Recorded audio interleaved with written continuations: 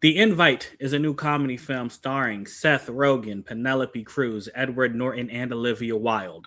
And it is very, very funny. That's really all you need to know. I mean, it's a comedy and it's funny. You should go see it. But I will talk a little bit more about it.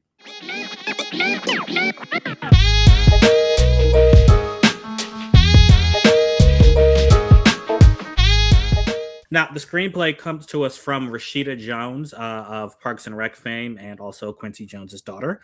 And Will McCormick, who I looked up, and he was the screenwriter on Toy Story 4.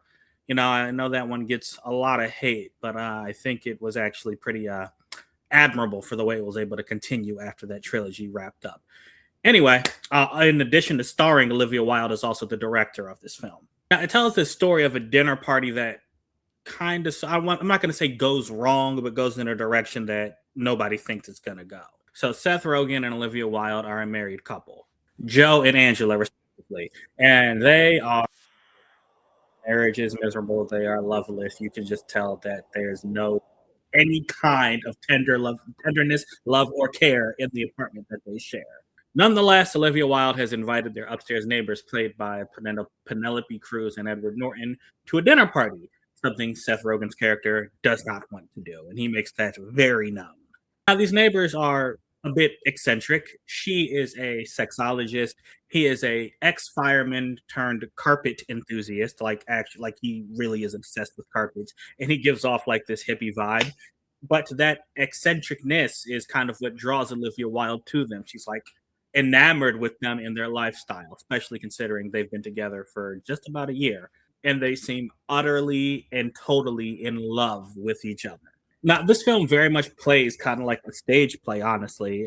Very small cast, four characters, one location, this apartment, and the star is the dialogue. Because there's not, again, since there's not a lot of location switching, there's not really a action focused or goal oriented plot going on here.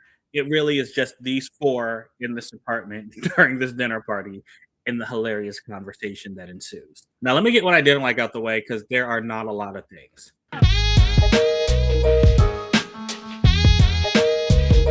First and foremost, the ultimate ending of this movie, like the last part of it, it was a little too abrupt for me. I wish we had a little bit more time to breathe with what had happened at the end.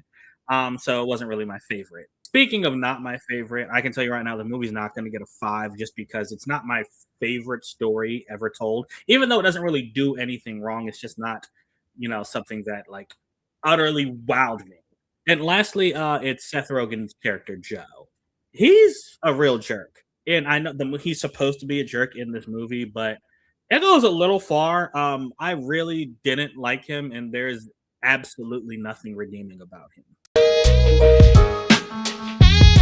So what I did like the comedy. I mean, come on, a movie with Seth Rogen, like the dude can almost stand still and you'll find a reason to laugh at him, right?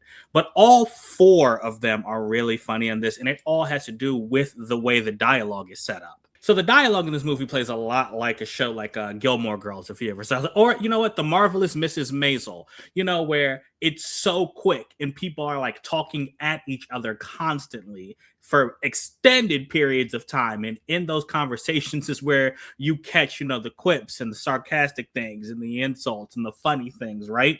So as this dialogue is constant and nonstop, you're catching so many jokes in there, and it's so fun. When I say my theater was in stitches, I'm not lying, bro. We were laughing the whole time. Like, if you've seen any of those two shows I just mentioned, you know exactly what I'm talking about. Like a conversation about, or an argument rather, about why one person forgot the wine. 10 seconds later, they're talking about why COVID was the best thing to ever happen. It sounds insane and overwhelming, and it kind of is, but every time you catch something, you just start laughing, man. Like every time Seth Rogen just interjects with one line while, the other three characters are saying something, you're like, wait a minute, what did he just say while you're listening to what these three are talking about?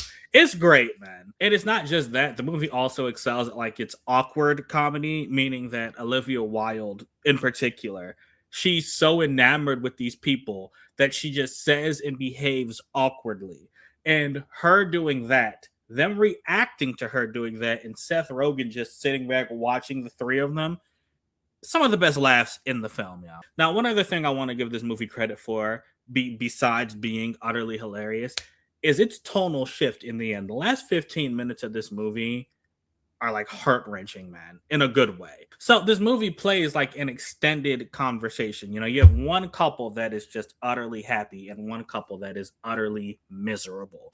And it delves into why this one couple became the way they became, the miserable one, why it became the way they became. Got tongue tied. In those last 15 minutes, hearing them put all their dirty laundry out there, talking about the good times and the bad times and what led to the worst times, it was so powerful, and it's a conversation I think a lot of people need to have, and it was so just refreshing to watch, unexpected to watch, but refreshing. You know, after a straight hour and a half of straight laughs, the movie just turns into this honestly heart-wrenching, heartwarming drama, so hilarious and heartwarming. I think that's what I said in the IG post I made. That's what this movie really is, because you're going to spend a lot of time laughing, then you're going to get in your feels. And the way it did this is incredible, because I'm not one who likes tonal shifts. Jovi hates them, but I think we both would appreciate the way this film did it and the way it kind of leaves you off at the end, besides the abruptness of it. But the way it kind of leaves you off at the end, it's a bit feel good. So I dug it. And it's less than 2 hours. So, I really like that, man. So, really not a lot of complaints here. It's a good movie. I think a lot of people would like to see it. It has a lot of rewatchability because of the dialogue. Because, I know there were certain things that I missed because I was laughing so hard while the dialogue was continuing. So I'm going to want to watch it again to see, pick up on certain things that I didn't hear and see if my friends pick up on certain things, when they watch it. So I think it's a good time for everybody. So The Invite, I'm going to give this one a 3.9 out of 5. Let me know when you watch it. Let me know what you think about it. I appreciate you guys. And until next time, I'm out.